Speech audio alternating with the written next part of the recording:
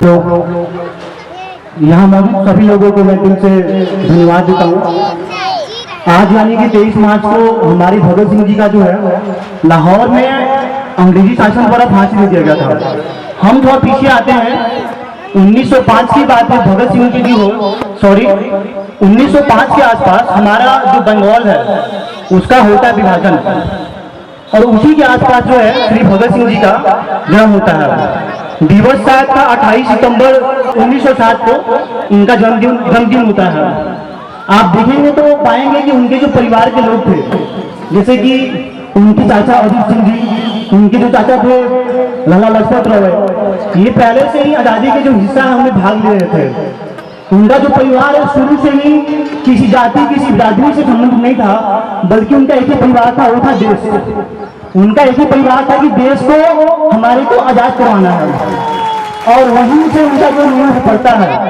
आप देखेंगे कि आगे 13 अप्रैल 1919 को अंग्रेजी शासन द्वारा हमारे लोगों को जालियानवाला में खुलेआम मार दिया जाता है, जिसमें लगभग जो है 1000 लोग हमारे, जिसमें माताएं, हमारी महिलाएं, हमारे बच्चे थे, जिनके ऊपर खुलेआम गोली मार देता है।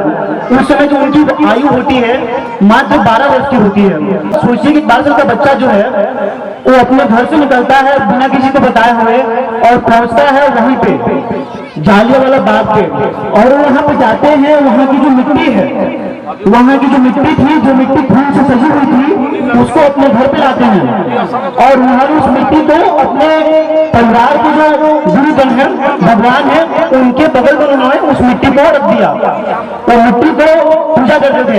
उनकी बहन ने पूछा था कि भगत तुम इस मिट्टी का क्या करोगे, तो उन्होंने कहा था कि ये मिट्टी जो है एक दिन अंग्रेजी शासन को उठार फेंकेगी, और ये होता है। देखिए भगत सिंह जी किसी धर्म किसी जाति के नहीं थे। उनका जो जीवनी है उसका नाम ही है कि व्हाई आई एम एथिस्ट, मैं नास्तिक क्यों हूं।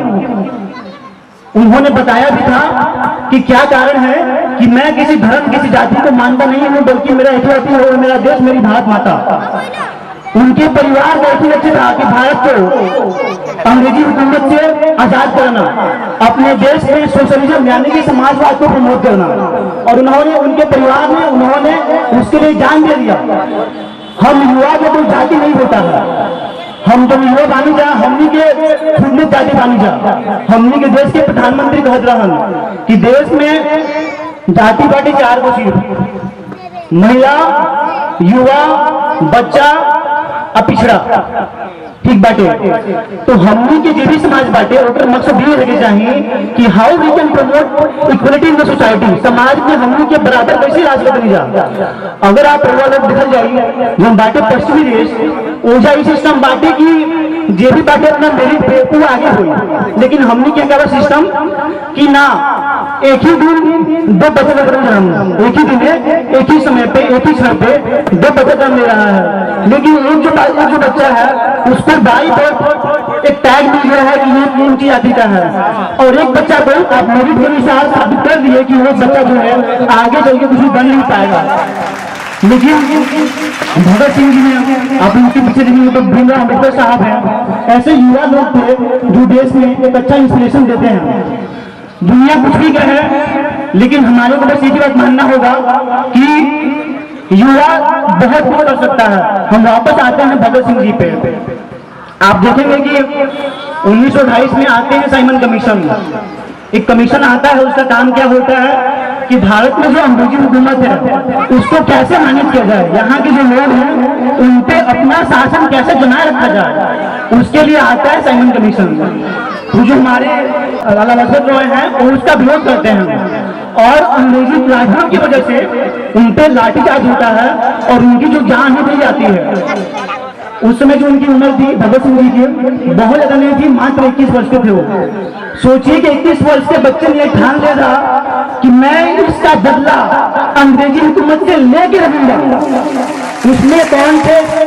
सॉन्डर्स थे, पंजाब के गवर्नर थे सॉन्डर्स। उन्होंने सोच लिया था कि मैं सॉन्डर्स के मार के रहूंगा।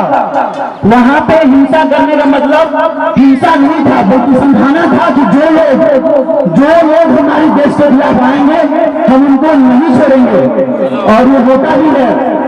उन्होंने अगले साल क्या किया कि सॉन्डर्स को मारने गए थे, लेकिन बाई मिस्टेक उन्होंने इस शॉट को मार दिया।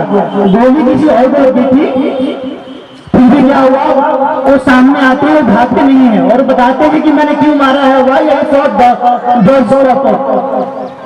ऐसे इंसान हमारे को चाहिए, हिंसा करने वाले नहीं, लेकिन ऐसे इंसान जो आके समाज में ये बताए कि ये गलत हो रहा है और हम इसको स्वीकार करने वाले नहीं है। तुम कोई भी हो, कुछ भी हो, लेकिन शिक्षा के दम पर आप इसको हरा सकते हैं।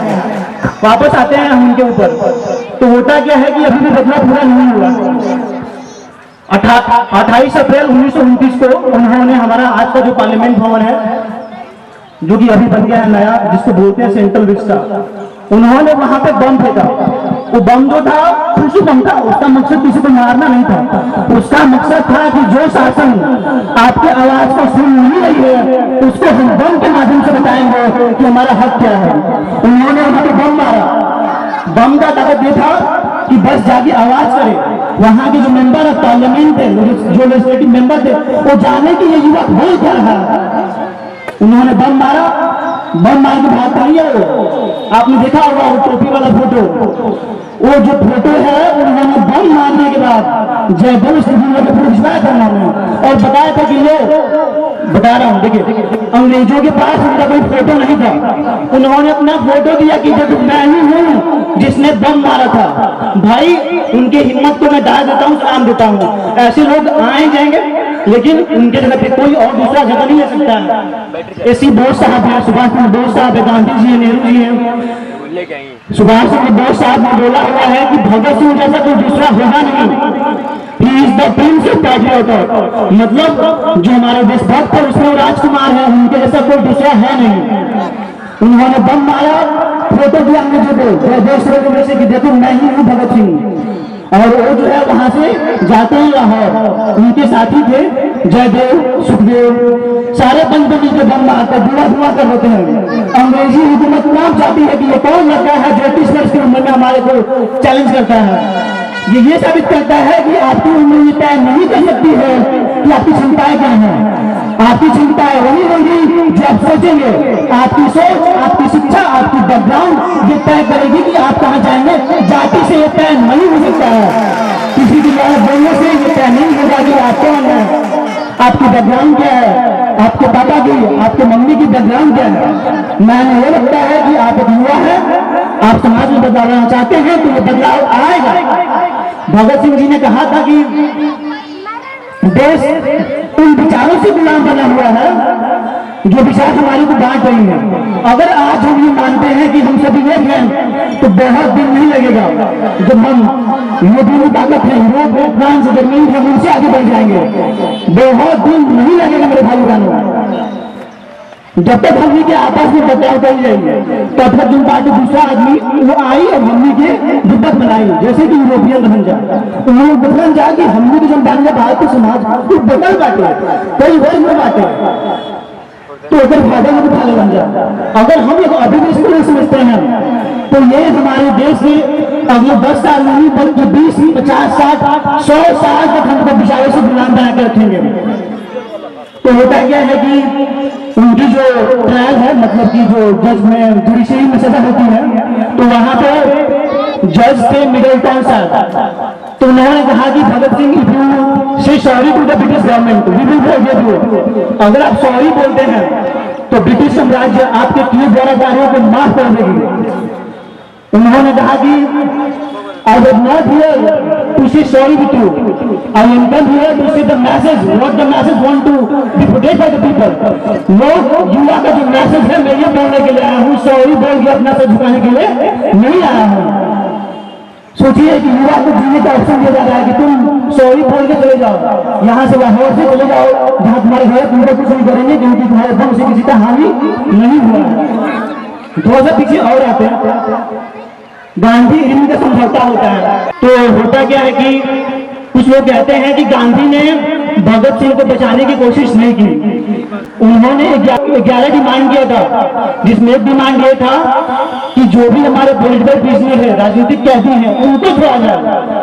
तो होता क्या है कि 19,000 के आसपास जो कैदी हैं उनको छोड़ा जाता है। लेकिन उन्होंने कहा था, अंग्रेजों ने कहा था कि जो लोग हिंसा मतलब कि जिसकी जान लेने में व्यस्त है, जिनके कारण जान गया है, हम उनको नहीं छोड़ने वाले हैं। तो ये तथ्य गलत है कि गांधी ने कोशिश नहीं किया था, गांधी ने कोशिश किया था। गांधी खुद एक बहुत बड़े वकील थे। तो होता क्या है कि उनको फांसी देने का जो वक्त है आ जाता है, तो उनका मतलब कि जो अंतिम ख्वाहिश होती है उनसे पूछा जाता है कि बताओ तुम्हारी अंतिम ख्वाहिश क्या है भगत सिंह।